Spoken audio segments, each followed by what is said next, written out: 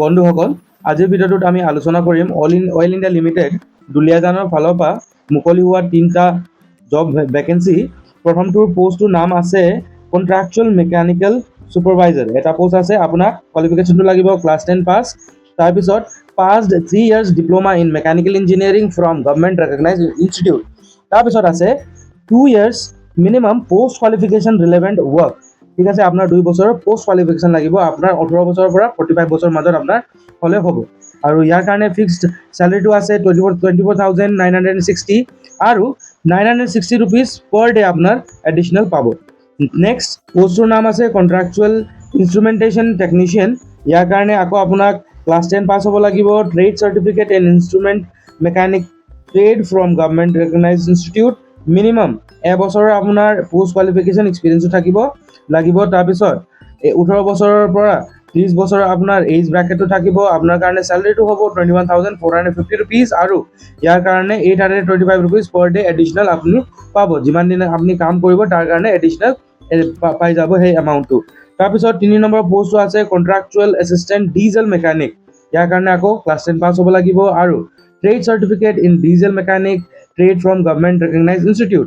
তাৰপিছত 1 বছৰৰ আপোনাৰ পোষ্ট কোৱালিফিকেশ্যন এক্সপিৰিয়েঞ্চ ৰিলেভেণ্ট এক্সপিৰিয়েঞ্চো লাগিব।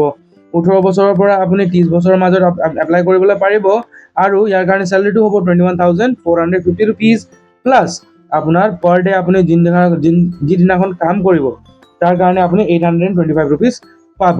এই গোটেইখিনি 3টা পোষ্টটো আনৰিজাৰ্ভৰ কেটেগৰীৰ তলত আছে।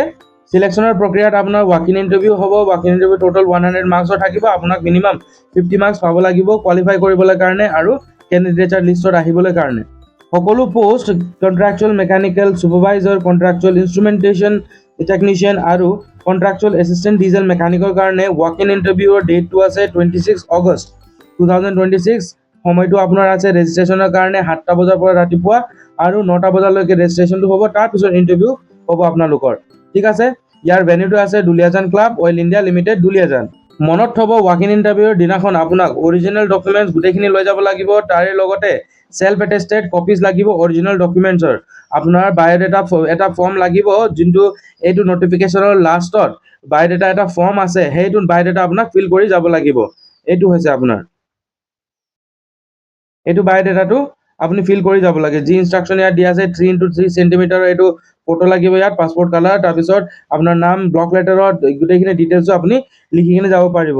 আই হোপ ভিডিঅ'টো আপোনাৰ কাৰণে হেল্পফুল আছিলে। যিকোনো প্ৰশ্ন থাকিলে আপুনি কমেণ্টত জনাবলৈ পাৰিব।